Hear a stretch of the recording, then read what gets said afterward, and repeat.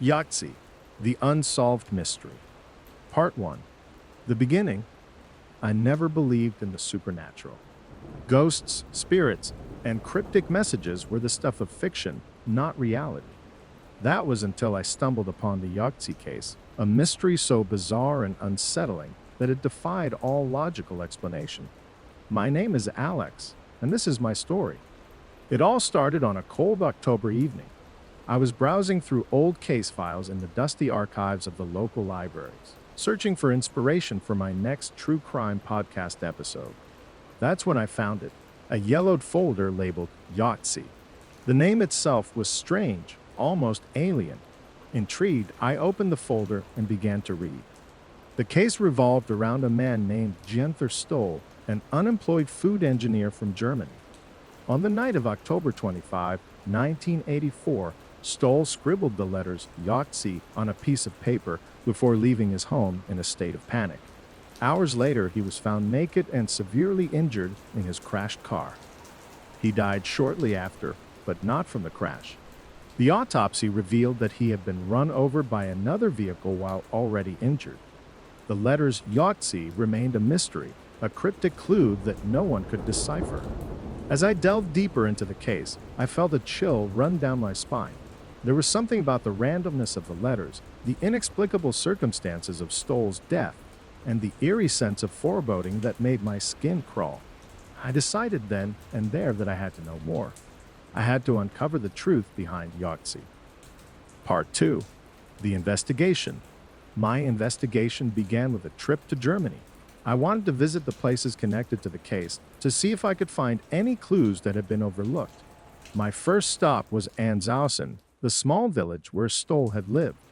It was a quiet, unassuming place, the kind of village where everyone knew everyone else. I spoke to a few locals, but most of them had long forgotten about the case. Those who did remember were reluctant to talk, as if the mere mention of YOGTZE brought back bad memories. Next, I visited the site of the crash. It was a desolate stretch of road, surrounded by dense forest. As I stood there, I tried to imagine what had happened that night. Why had Stoll left his home in such a hurry? Who had run him over and why? And what did YOGTZE mean? I spent days poring over old police reports, newspaper articles, and autopsy records. The more I read, the more questions I had. There were rumors of a secret code, a hidden message that Stoll had been trying to convey. Some believed that he had uncovered a conspiracy and had been silenced. Others thought that he had gone mad, driven to paranoia by some unknown force. Part 3. The Encounter. One night, as I was going through my notes in my hotel room, I received a call from an unknown number. The voice on the other end was distorted, almost robotic. "Stop looking into YOGTZE," it said. "You don't know what you're getting into." Before I could respond, the line went dead. I felt a surge of fear and excitement. Someone didn't want me to uncover the truth. But who? And why? Determined to continue, I decided to visit the last place Stoll had been seen alive, a bar in Wilnsdorf.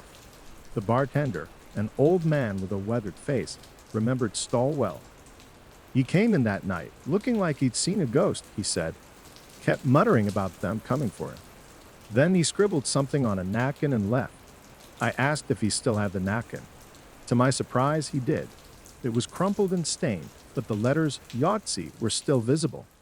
As I held it in my hands, I felt a strange sensation, as if the letters were trying to tell me something. Part 4.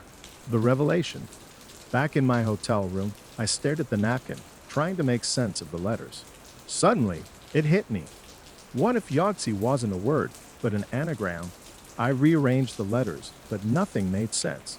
Frustrated, I decided to take a break and went for a walk. As I wandered through the dark streets, I couldn't shake the feeling that I was being watched. I quickened my pace, but the feeling only grew stronger. Suddenly, I heard footsteps behind me. I turned around, but there was no one there. Heart pounding, I hurried back to my hotel. That night, I had a vivid dream. I was standing in the middle of the road where Stoll had been found. The letters YOGTZE were glowing in the darkness, and a voice whispered in my ear, "Find the truth." I woke up in a cold sweat, the letters still burning in my mind. I knew I was close to something, but what? Part 5. The Confrontation. The next day, I decided to visit the police station where the case files were kept. I hoped to find something, anything that could shed light on the mystery. As I was going through the files, I noticed a man watching me from across the room. He was tall, with a stern expression and piercing eyes. "Can I help you?" he asked, his voice cold and unfriendly. "I'm looking into the YOGTZE case," I replied. "Do you know anything about it?" He stared at me for a moment, then said, "Some things are better left alone." Before I could ask him anything else, he turned and walked away. I felt a shiver run down my spine. Who was he? And why did he seem so intent on stopping me? That night, I received another call from the unknown number. "You were warned," the voice said. "Leave now or face the consequences." I knew I couldn't stop now. I was too close to the truth, but I also knew that I was in danger. I had to be careful. Part 6. The Discovery. The next morning, I decided to visit Stoll's grave. It was a simple, unmarked grave in a small cemetery. As I stood there, I felt a sense of sadness and determination. I had to find out what had happened to him. As I was leaving, I noticed a woman watching me from a distance. She approached me cautiously. "Are you looking into the YOGTZE case?" she asked. I nodded. "Do you know something about it?" She hesitated, then said, "I was Günther's neighbor. He was a good man, but he was troubled. He believed that someone was after him, that they were trying to silence him." "Who?" I asked. "I don't know," she replied, but he was convinced that he had uncovered something dangerous. He said that YOGTZE was a warning, a message that he had to get out. I thanked her and left, my mind racing. What had Stoll uncovered, and who was trying to silence him? Part 7. The Truth. That night, I had another dream. I was standing in the middle of the road again, but this time, the letters YOGTZE were rearranging themselves, forming new words. Suddenly, I understood. It wasn't an anagram. It was a code. I woke up with a start, the realization hitting me like a ton of bricks. I grabbed my notes and began to piece together the clues. Slowly but surely, the truth began to emerge. Stoll had uncovered a conspiracy, a secret so dangerous that it had cost him his life. The letters YOGTZE were a code, a warning about the people who were after him. But who were they, and what were they trying to hide?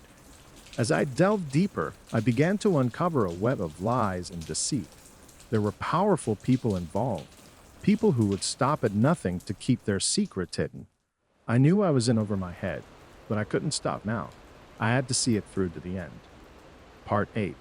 The Final Confrontation. The next day, I received a message from an anonymous source.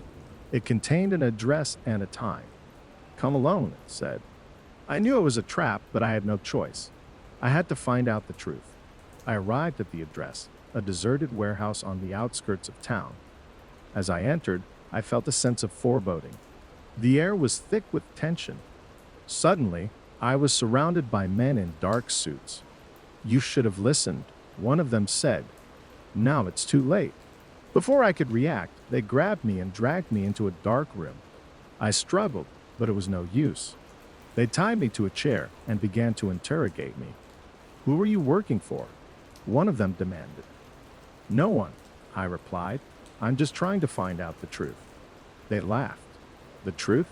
You have no idea what you're dealing with." Part 9. The Escape. Just when I thought all hope was lost, there was a loud crash. The door burst open and a group of armed men stormed in. "Police, drop your weapons," they shouted. The men in dark suits hesitated for a moment, then raised their hands in surrender. I felt a wave of relief wash over me as the police untied me and led me out of the warehouse. Outside, I was met by a detective who introduced himself as Inspector Mueller. "We've been watching these guys for a while," he said. "We got a tip that they were planning something tonight. Looks like we got here just in time." I thanked him and explained what I had uncovered about the YOGTZE case. He listened intently, then nodded. "We suspected for a long time that there was more to this case than met the eye," he said. "But we never had enough evidence to prove it. Your investigation has given us the missing pieces." Part 10. The Aftermath. In the days that followed, the police arrested several high-ranking officials and uncovered a vast conspiracy involving corruption, blackmail, and murder. The truth about YOGTZE was finally revealed. It was a code used by a secret organization to communicate with its members. Günther Stoll had stumbled upon their activities and had been silenced to prevent him from exposing them. The case made headlines around the world, and I was hailed as a hero for my role in uncovering the truth. But I couldn't shake the feeling that there was still more to the story, that there were still secrets waiting to be uncovered. Part 11. The Epilogue. Months later, I received a letter in the mail. It was from the woman I had met at Stoll's grave. "Thank you for finding the truth," she wrote. "Günther can finally rest in peace." I felt a sense of closure, but also a lingering sense of unease. The YOGTZE case had changed me, had opened my eyes to the dark underbelly of the world.